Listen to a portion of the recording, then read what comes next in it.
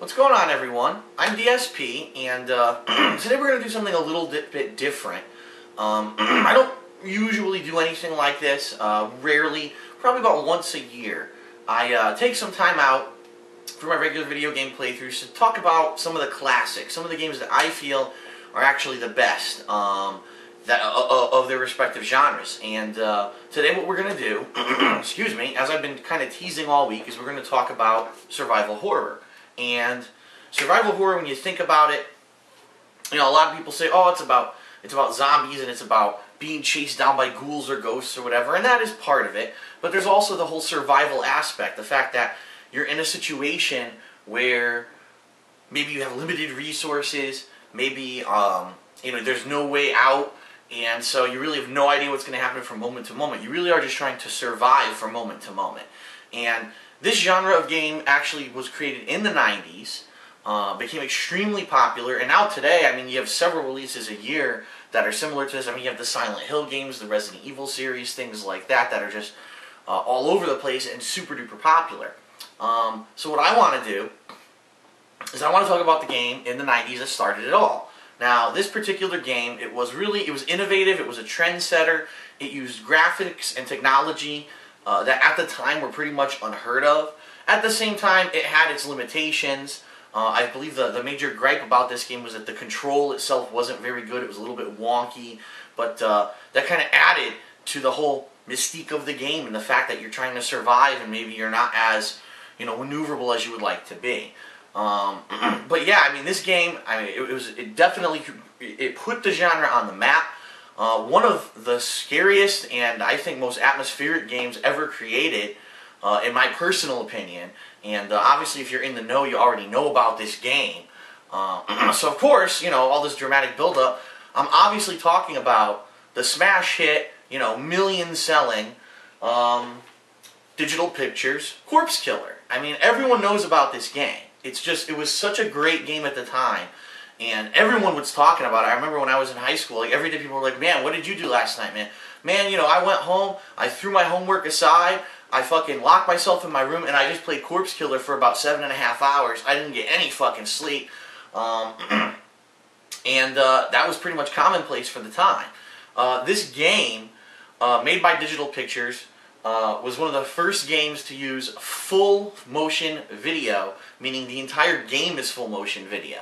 Some other games were toying with it as cutscenes and things like that, but this game felt that the entire game should be full motion video, and that was obviously the way to go, because as you know, today all games are completely full motion video. And so what I want to actually do, before we jump into any gameplay or anything like that, I want to kind of talk about the packaging and do almost like an unboxing. So what I'm going to do is I'm actually going to grab the camera off the tripod and walk it over here, and we'll actually do like a mini unboxing together. So here we go. This is, ooh, and that's not focused very well. This is Corpse Killer, and I can focus it manually, thank the Lord. This is a benefit of my camera that I bought last year, is that this camera can focus on the fly, which is really sweet. So here we are, Corpse Killer, and as you can see right there on the cover, it's for the Sega CD32X, and you know, really cool that they utilized both the technology of the Sega CD and the 32X with this game. If you just had the Sega CD, I think you were limited to something like, I don't know, 256 colors or something like that. But when you added the 32X, you might have got like another 100. I mean, it's just worth it to spend $200 to get the extra 100 colors, definitely. You know, it was cutting edge technology at the time. So anyway, let's talk about the packaging. First of all, Digital Pictures presents Corpse Killer, and you might be saying to yourself, you know, why does the cover of this game look like it's a guy wearing a mask that you could buy at the dollar store? Well, that's because they were trying to add to like a B-movie kind of a gimmick to the game. They thought it was really cool to have that kind of a vibe. So that's obviously why he's wearing his son's Halloween outfit. Now, the logo, you know, pretty innovative. You know, corpse in kind of a drippy kind of a text, and then killer in green. Obviously, the stark contrast between the two colors on this Obviously, Tropical Island are going to be the sand, which is brown, and the tropical trees, which are green. And then, of course, a red tombstone, just because people like the color red and it's bloody.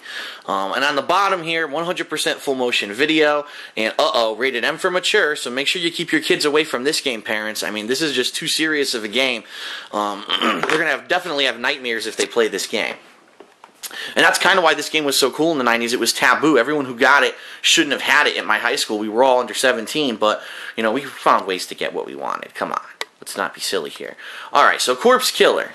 So, first of all, taking a look at some of the pictures here, they're looking kind of pixelated, to be completely honest, and, that's probably because they wanted to add to the atmosphere of the game. And now here's an actual photo still of them, the Digital Pictures crew, actually filming the game. How cool is that? Especially because that picture is higher quality than the actual video of the in-game graphics, and it actually happens no time in the actual game. Anyway, here's the back of the box. So it says, you're stranded on an uncharted island of death. You're dying of voodoo poison. A mad genius is on your tail. Hundreds of rotting dead are coming to chew your guts, and all your buddies have been turned into, what the hell does that say? Vicious cannibal commandos. Things could be worse. It could be a cartoon. Oh, that tongue-in-cheek humor. I love these guys. I mean, this is why they obviously went on to be multi-billionaires after the development of this game. It's just that kind of hilarious antics and witty repartee just on the packaging that really sells the game. So what you see here, there are about 700 different things on the bottom that are different warnings and stuff. You really don't need to heed many of them. What you might notice is that this game is only one player, and that's because they really wanted to add to the survival horror aspect, and they said if this game were two player, then you might actually have an easier chance to survive. So we're just going to make it one player so that you have to play it by yourself. And here is the Menacer logo. That's right. You could actually, if you wanted to, alright, you could have gotten the Menacer for the Sega Genesis. Now, if you're not familiar with the Menacer was the light gun that you could hold and shoot, you know, similar today to the Wiimote or to, you know, the PS Move controller. But back then it was very primitive. You could only use it for a couple games. And the thing was, I mean, if you actually wanted to play this game with the Menacer, you couldn't, because you've already spent so much money buying a Sega CD and a Sega 32X. After dropping, you know, the near $700 to buy all that, there's no way you were going to afford the Menacer. So, I mean, it was nice that they added the option, but unfortunately, you know, most people didn't buy into that. And in fact, it was found that using the Genesis gamepad was the preferred method to play this game, because it actually limited your control scheme and therefore made the game a lot more scary. So here we go. We're going to actually open the box and I'll take a look on the inside. And you'll notice how easily the box opens for you with one hand. So I'm going to have to actually probably put the camera down for a second to get the goddamn box open. Holy shit. And this is just part of the atmosphere of the game. You know, if you can't get the box open, it's to protect young children from accidentally stumbling upon how scary this game is. So, here we are. First of all, you've got your registration card for more cool stuff from Digital Pictures. And as you know, they made such an extensive library of games that it was definitely worth it to join their club. Here's some more of their tongue-in-cheek humor, Rough Day, and they're kind of teasing upon the Leave It to Beaver style stuff. And then inside, ads for some more of their smash hits. Now, if you don't remember some of these, let's actually go through them. You've got, wow, that's really blurry. You've got Supreme, is that Supreme Warrior? Supreme Warrior, which was their first-person fighting game, completely full motion video. Here's the description of Corpse Killer. Oh, look at this, Slam City. We talked about this one last year. The greatest basketball game of all time is in here. That's definitely worth a mention. You've got Night Trap, which was actually one of the most popular of their titles, besides Corpse Killer and Slam City, of course. Also a several million seller. And then they actually did make some children's titles. You know, it was kind of unfortunate because they accidentally slipped copies of Corpse Killer and Night Trap into the boxes of those children's titles, and some of those kids were traumatized for life, but that was actually a packaging problem and no fault of Digital Pictures. And then, of course, I mean, if you're going to make a good game, you got to give a temporary tattoo of your gaming company's logo in the box. That way that you can take the experience from the game to real life. And let me tell you, everyone in my school had these tattoos all over them, like on their arms, on their legs. Some of people actually thought to be brave and bold, and they put it on their foreheads.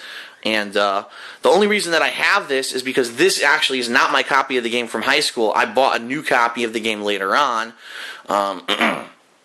because I wanted one for collector's purposes, just for the reasoning of, you know, having one of these temporary tattoos. So really cool that they included that with the game. And then, of course, you'll notice that when you do open these games, and I talked about this last year with Slam City, whenever you open a digital pictures box, all of that contents actually falls on top of the game, preventing you from actually seeing it.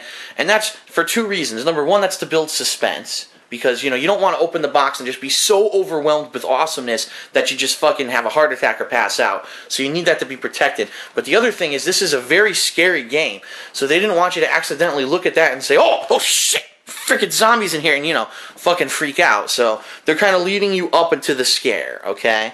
So here's your instruction booklet, Corpse Killer. It is identical to the actual front of the box because we already know this was scary enough. They don't want you to see another zombie and immediately piss your pants or maybe shit the floor.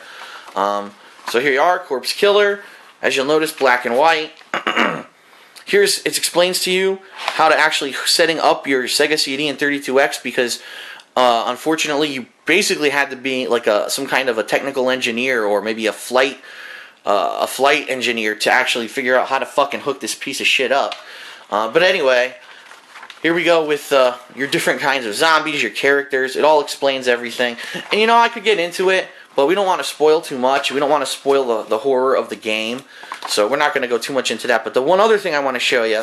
Now, how cool is this? Here's your CD for the game, okay? And Digital Pictures had the hindsight to understand that it's the average gamer doesn't want to put the effort in to actually take your finger like this and lift the disc out of the box. That's very complicated. Now, I can tell you right now, my hand's already tired. The wrist is exhausted from doing that. So what did they do? They actually included this flap that you could pull, and it would actually lift your disc up at an angle, kind of forcing it to spill to the other side, so now you could conveniently pick it up with your hand. I mean, this is what I'm talking about. This is the kind of stuff that this studio, they were such great innovators for the time. I mean, who else was doing stuff like that? Come on, man. So anyway, enough of this fooling around with the box. We're actually going to jump in now, and we're going to play Corpse Killer. I actually have my 32X hooked up here, ready to go. So when I come back, we'll be doing some playthrough footage of Corpse Killer. I hope you come back. Obviously, if you're of the faint of heart, I recommend that you skip this series because I'm telling you right now, it's going to be really freaking intense and scary. And I'm putting the disclaimer up right now. I'm not responsible if you have a heart attack or, you know, if anything happens when you're watching this playthrough. So, all right, come back, and we're going to play some Corpse Killer.